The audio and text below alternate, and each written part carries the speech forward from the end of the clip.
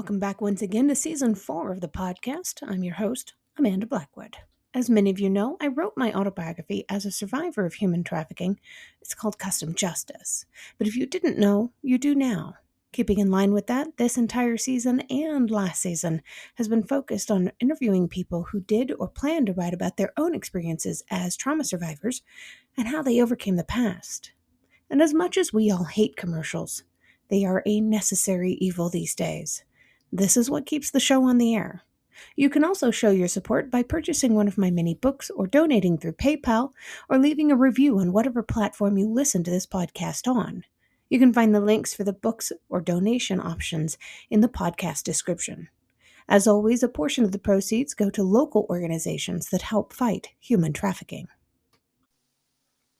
Hey folks, welcome back to the podcast. As always, I'm your host, Amanda Blackwood, and I have such an incredible story for you guys today. Holy cow, what he hasn't been through. His name is Adam Lucero, and I'm going to let him tell the story better than I ever could. But man, what a story. Welcome to the show, Adam. Hey, it's nice to be here. And yeah, the story is a little bit wild here. Just the classic tale of going to the movie theater and getting stabbed in the throat, arm, and chest with a chef knife. It just happens every Wednesday.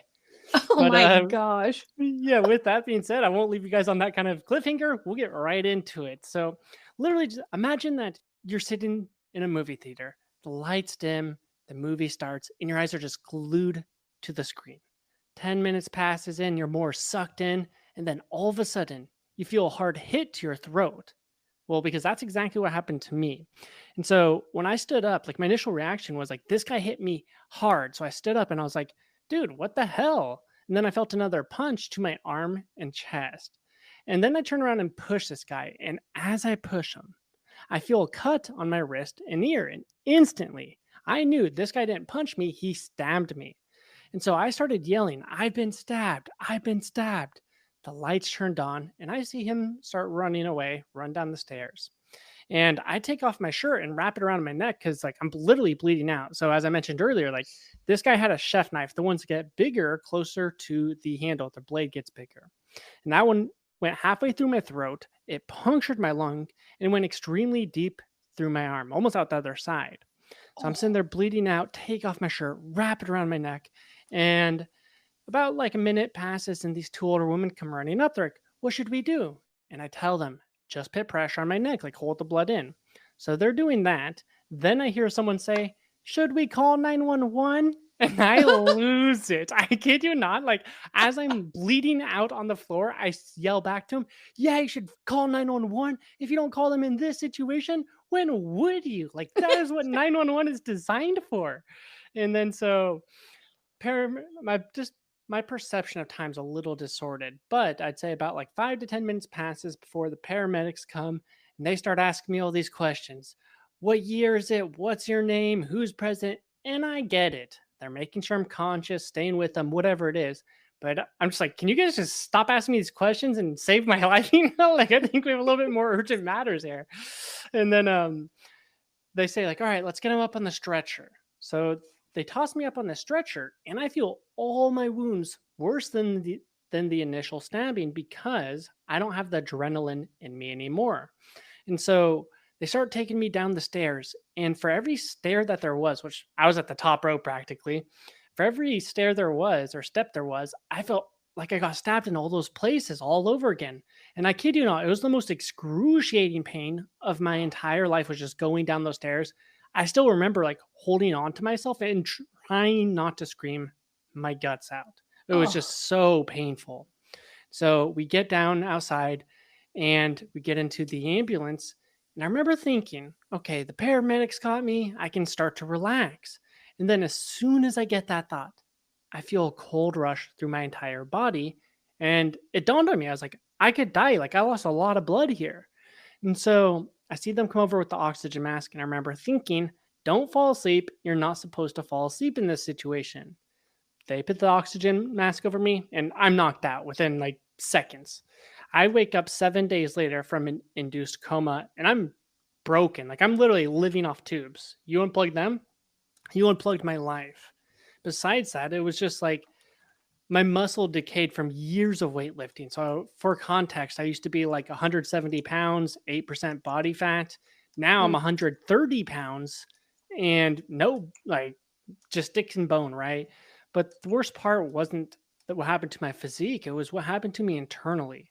That meaning, like, I kid you not, after I got to a point where I could eat normal food again, I literally would fall asleep at my plate because eating depleted my energy that much. I felt like running a marathon. And then it's just my cognitive function just it felt like my brain wasn't firing on all cylinders, almost like it was comparable to a 4-year-old. Like I just couldn't answer questions. I couldn't think clearly. I couldn't even think critically.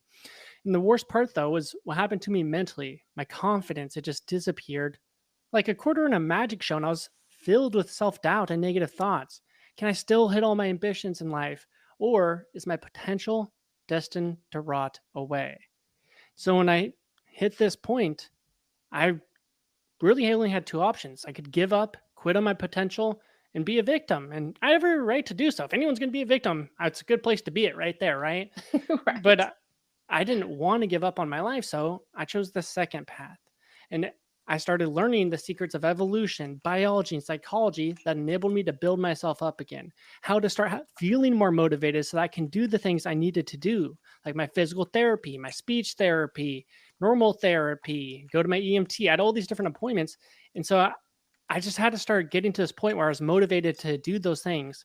And so once that started happening, just day by day, week by week, I started building myself back to strength, doing workouts that would boost my energy, my mental alertness.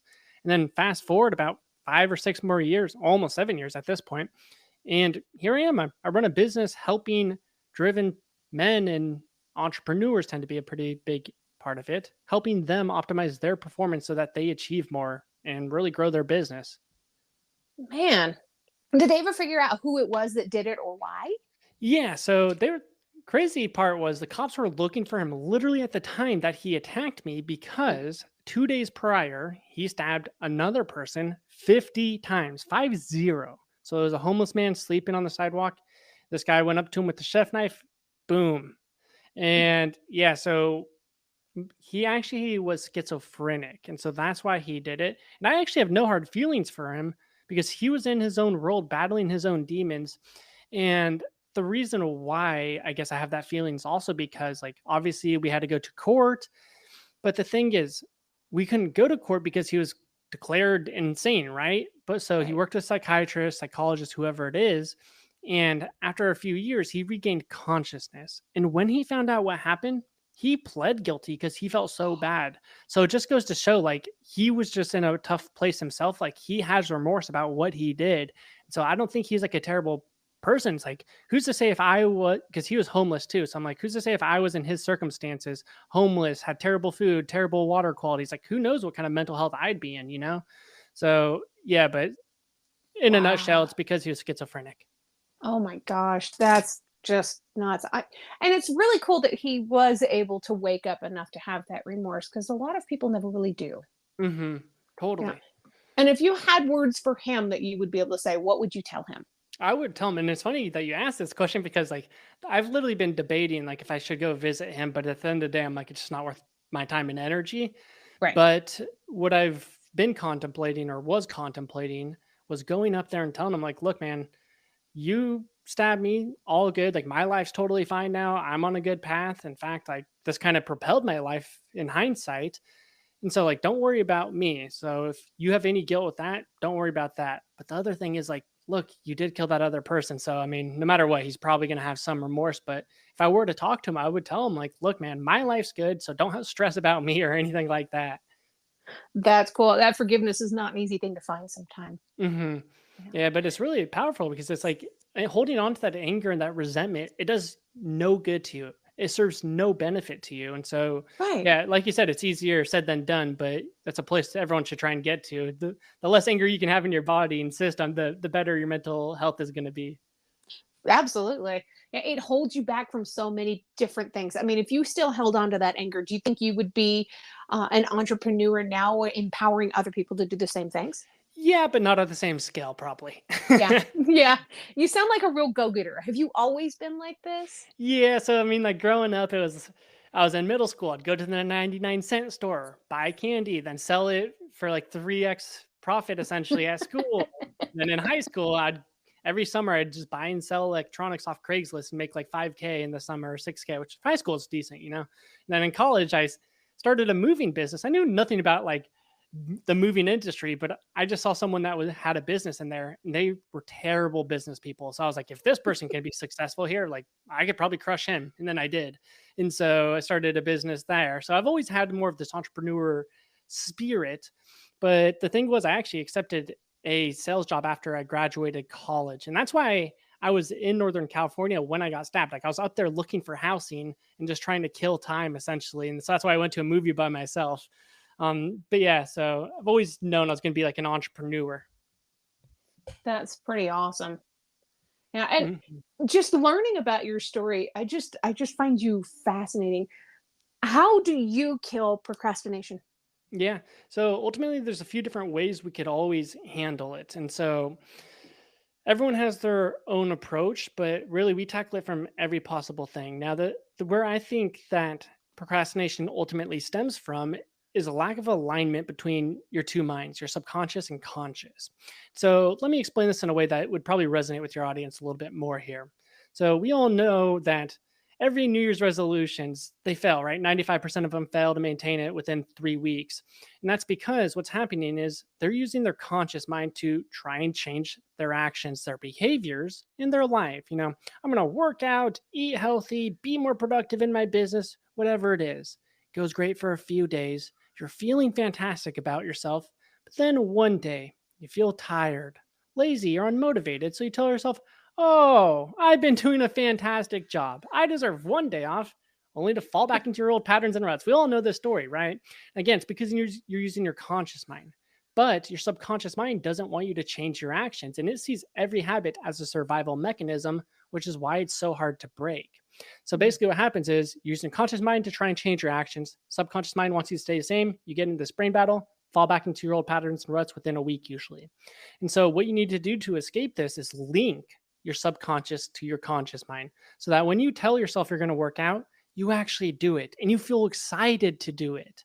And so ultimately, that's one of the methods that we use. We call it our mind linking method.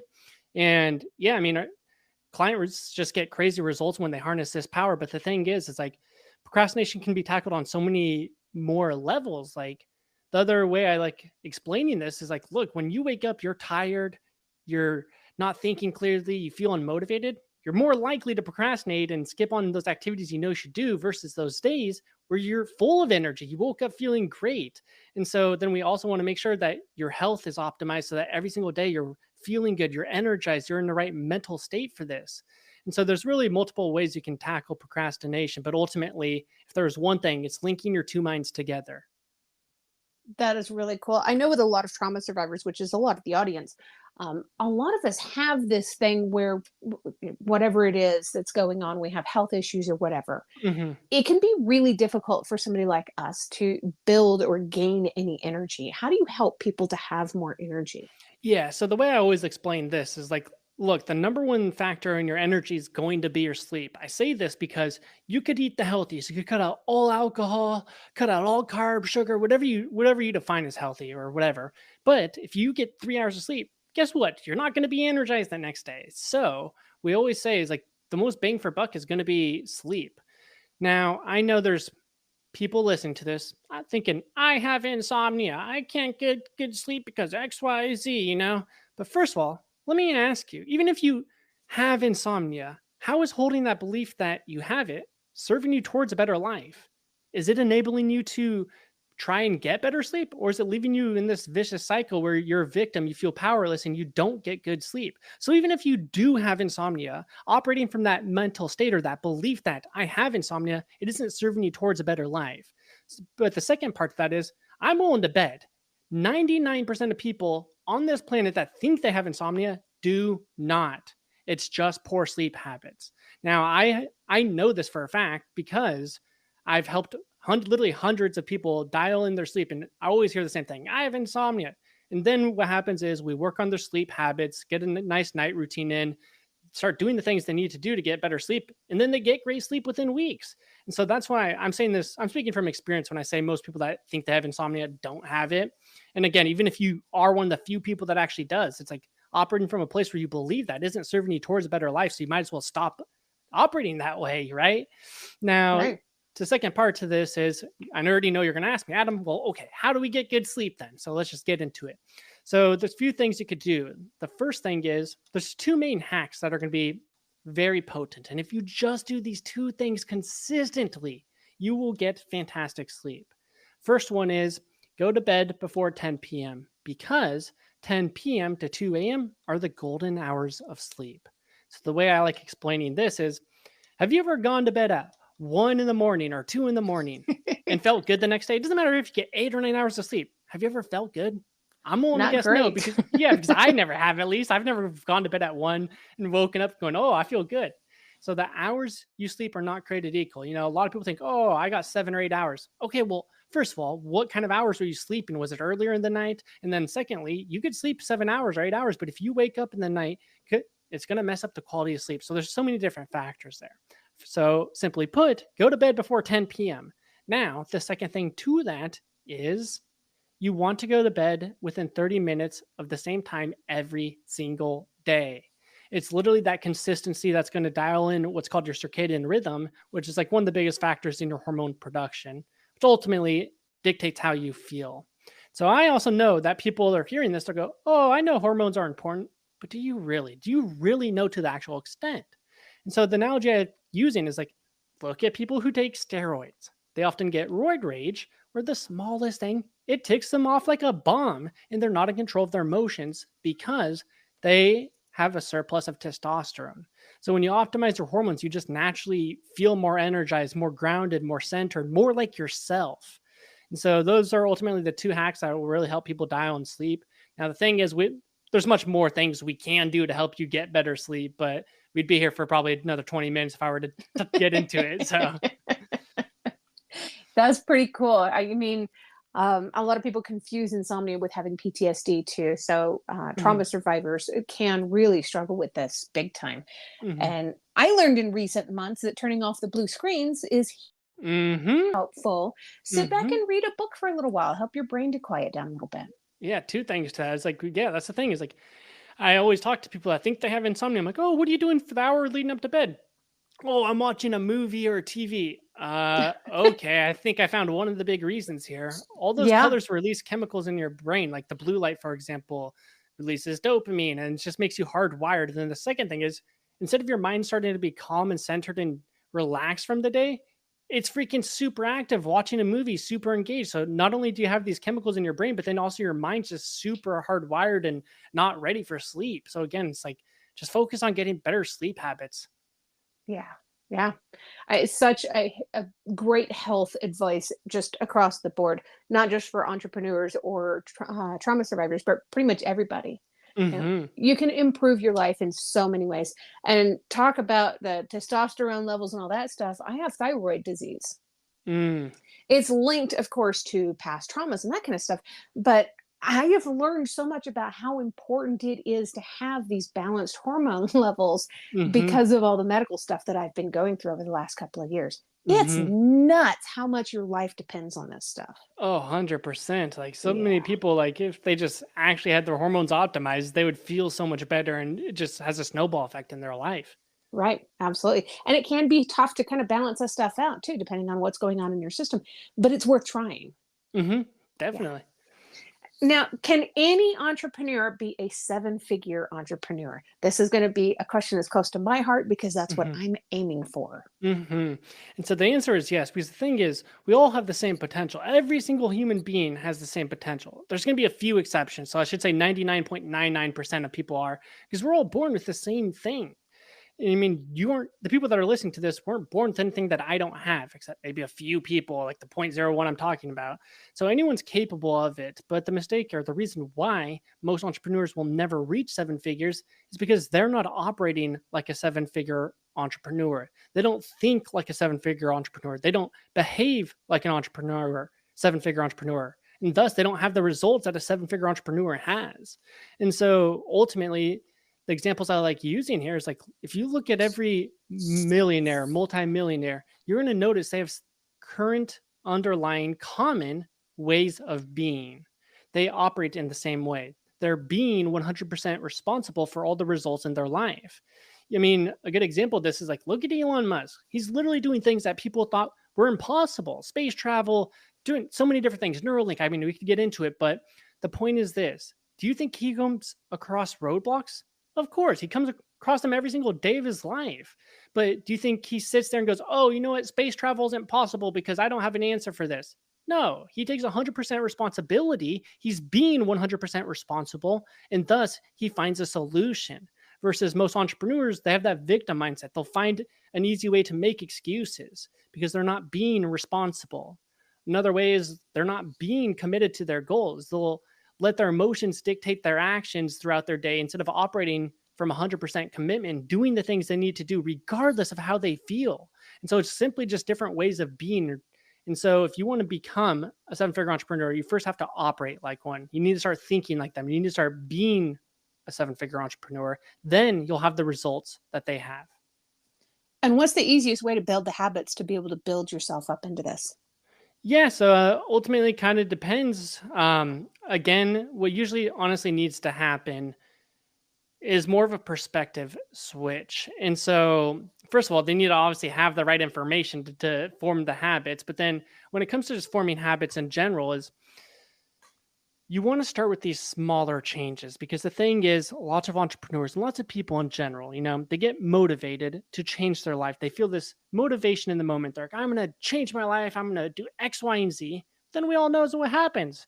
But again, in a few days to make progress, then that motivation fades. And then they skip out on doing those key activities. So what you want to do when you're trying to form habits is start with these smaller changes. So for example, let's say that you tell yourself, you know what, I want to start reading more. Don't tell yourself you're going to read for 45 minutes or 30 minutes a day. Do tell yourself that you're going to read for 1 minute a day. Because even in those times when you're feeling unmotivated, you can still easily go pick up that book and read for a minute. There's less resistance versus that 30 minutes. It seems very gigantic, enormous. And now you're thus more likely to skip on doing that activity. And then the thing is with habits, it's all repetition. So if you pick up the book every single day for a minute, well, after 30 days, 60 days, you're going to effortlessly pick up that book and read. There's going to be no internal battle. Plus, the second side to that is most of the time, it's just like you have to jump through these mental hurdles to pick up the book. But once you start actually doing it, it's not painless. Or it's pretty painless. Like you actually enjoy it. And sometimes we'll start reading for the 30 minutes anyways. And so the way I like to explain that is like, I remember when I was in high school, college, like I would hate doing homework. I would always procrastinate, let it get to the last minute. But then when I'd start doing it, it was never that bad, but it was just like the initial hurdles that you have to jump through to start, right? And so that's why starting with these smaller changes is really powerful. Very cool. Now, would you consider yourself an introvert or an extrovert? Or have you always been that way? So I used to think I was an extrovert, and I guess it kind of depends on people's definitions. And so I would say that I'm actually more of an introvert. And so I used to think I was an extrovert because like, okay, this might come off cocky, but I feel like I can get along with people and make conversation pretty well. But the reason why I say I'm an introvert is because I realize I like being by myself. I like staying at home rather than going out and preserving my energy and just chilling a little bit more. So I think I am an introvert, but again, it kind of depends on like your definition, right? Right. And that's so great. And it can change as we get older and go through different things too. Different Yeah. phases of your life for sure. Right. How do you celebrate the wins in your life? When something goes your do something really well, how do you celebrate? So I would say I try not to celebrate the wins. And that's actually pretty interesting. Most people are going to think, at least. And the reason why is because, at least in my experience, what I've realized if I celebrate the wins, then what I also tend to do is not celebrate, but beat myself up about the losses. And so I actually try not to even celebrate the wins. Like there's days I close like what 10K or something like that. I try not to feel like excited about it because then that means if I have days where I have zero revenue days, then I'll tend to feel bad about myself. And so I try not to really celebrate them, but instead just be a little bit like proud of myself and reflect back and be like, look, think back to 5 years ago. If I had this day, like I never thought I would have this type of day. And so that's kind of how I do it. I don't know if that directly answers your question or I kind of circled around it, I think, but No, that works. I like that. It's a little bit different than what most people would expect. hmm Yeah. And there's always one last question that I ask people before I let them go. It's my favorite question of the episode, always. let's hear it. What is one thing that you love about yourself that's not related to your physical appearance? Hmm. I would say my determination. I think that's what really has enabled me to bounce back from being stabbed. I think that's really what's enabled me to build out the businesses that I have. And so, yeah, I would say it's the determination or the mental state. Like, I literally feel like invincible. And my clients tell me the same thing. Again, it's from really getting yourself to operate from a more powerful place. But I would say it's that feeling of invincibility I have. And that comes from knowing that you can tackle whatever life throws at you because you are literally that capable or powerful. And so I would say, I guess now that I'm speaking out loud, I would say more about the personal power that I have. If you've enjoyed tonight's episode, please make sure you check out the episode description. There you'll find links on how you can learn more about this guest, links to connect with them on social media, and how to support the podcast. Remember, I don't get paid to do this. My boss is a bit tight-fisted. I can say that. I work for myself. In short, this show really is all about the guest. If you've enjoyed their interview, please feel free to let them know. You can also tune in to my other podcast, Growth from Darkness, which is co-hosted by a lovely lady from Australia. We talk about what trauma responses are and healthy ways to move beyond the past. For more information, just go to growthfromdarkness.com. You can also follow us on Facebook at facebook.com/growth from darkness.